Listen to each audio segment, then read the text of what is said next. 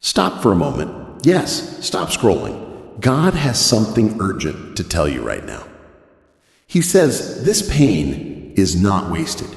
Every hurt, every tear, every moment of heartbreak, it has a purpose. God is using it to shape you, strengthen you, and prepare you for something greater.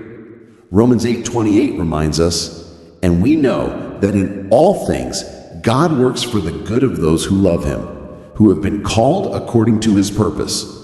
Your struggles are not meaningless. They are the soil where your faith, courage, and destiny grow.